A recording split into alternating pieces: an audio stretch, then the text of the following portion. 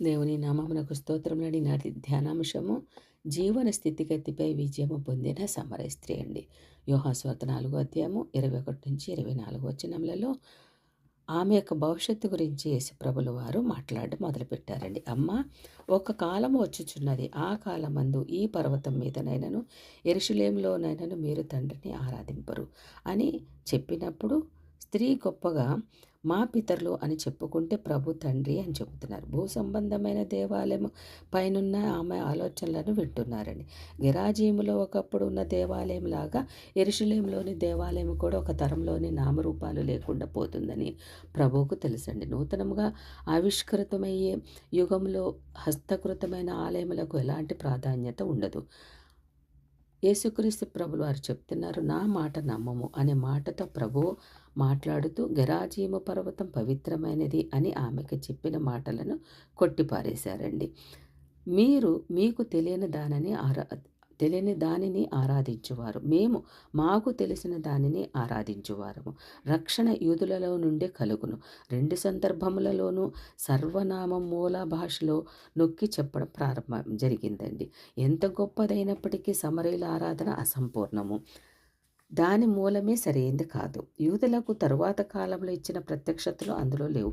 సమరయులకు మంచి గ్రంథాలు ఉన్న మాట నిజమే, కానీ వారి ఆరాధన సత్యాసత్యాలు సమ్మళితమైనవి. ఏది ఏమైనప్పటికీ కూడా వారు దేవుని విమోచన పరిణామ క్రమానికి ప్రత్యక్షతలు వెలుపల ఉన్నారండి. రక్షణ యూదులలో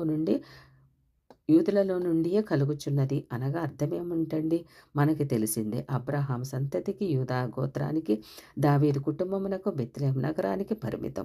యూదులలో నుండి రక్షకుడు వస్తారని, ఈ పని కోసమే దేవుడు ఆ జాతిని ఎంపిక చేసుకున్నారని. అయితే యూదా జాతి తప్పులు, వైఫల్యాలు దేవుని సంకల్పమును నిరర్ధకం చేయలేదండి. తండ్రిని గూర్చి మాటతో ఆయన చెప్తున్నారు.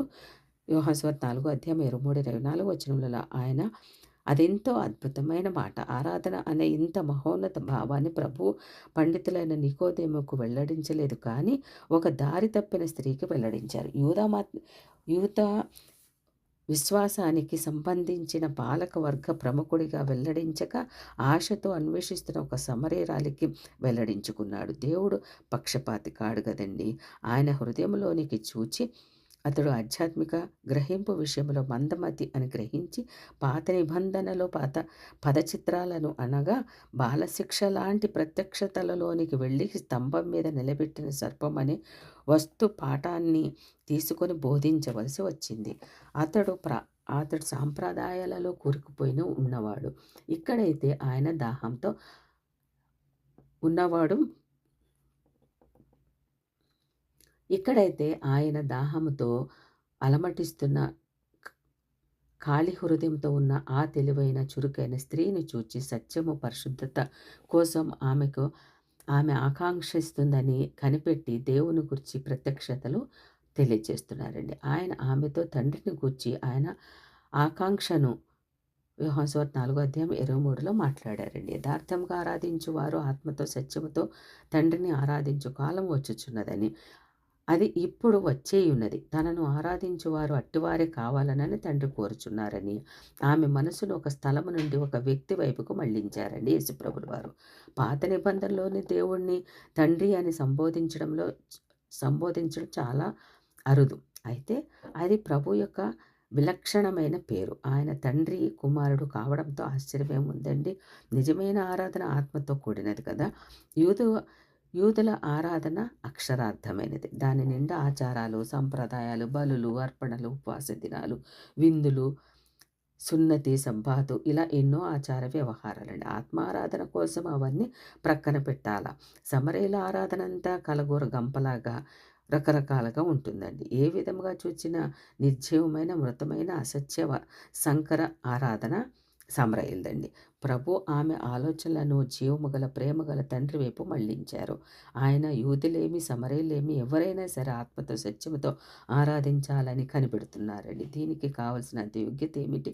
దేవుని ఆత్మ ద్వారా నూతన జన్మ అనుభూతి.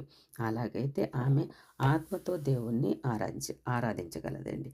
దేవుని కుమారుని గురించి సంపూర్ణ ప్రత్యక్షత సత్యంతో ఆరాధించేలా చేస్తుంది. తండ్రి ఆత్మ గనుక ఆయన్ను ఆ రీతిగానే ఆరాధించాలని కూడా ప్రభు చెప్పారండి. ఆమె ఆనందానికి అవధులు లేకుండా పోయినాయి. ఇప్పుడు ఆమెకు ప్రభు ఉపదేశము చేస్తున్నారు. యోహాను సువార్త 4వ అధ్యాయం 25-27 వచనంలో ఆమె మెస్సియాను గూర్చిన తలంపులు అక్కడక్కడ నేర్చుకుంటుందండి. బాప్తిస్మం ఇచ్చే యోహాను బోధ, ఈ మధ్య కాలంలో ఇశ్రాయేలులో చెలరేగిన మెస్సియా ఆకాంక్షలు సమరయలో కూడా చర్చనీయాంశమైనయండి. ఆమెకు తెలిసిందేదో ఆమె వెల్లడించింది. ఆ స్త్రీ నేనెరుగుదును అంటుందండి. నికోదేము చెప్పిన యోహాను సువార్త 3వ అధ్యాయం రెండవ వచనంలో మేమెరుగుదుము, దీనికి తేడా ఏంటనగా నికోదేము చెప్పిన మేమెరుగుదుమని, సమరయ స్త్రీ చెప్పిన మేమెరుగుదుము అన్నదానికి తేడా ఏమనగా, క్రీస్తు అనబడిన మెస్సియా వచ్చునని నేనెరుగుదును అని, ఆయన వచ్చినప్పుడు మాకు సమస్తం తెలియచేయునని యోహాను సువార్త 4వ అధ్యాయం 25లో ఉందండి. ఇక్కడ వ్రాసిన ఆయన గమనించదగిన మాట.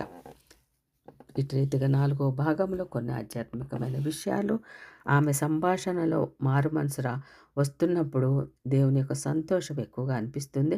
ఆయన ఇంకా సంభాషించి ఎవరు ఎట్లాంటి విభేదాలుగా పూజలు చేస్తున్నారో, నిజమైన యేసుక్రీస్తు ఎవరో, నిజమైన దేవుడు ఎవరో, తండ్రి యొక్క కుమారుడు ఎవరో అన్ని వివరించినందుకు వేలాది స్తోత్రములండి. ఆమె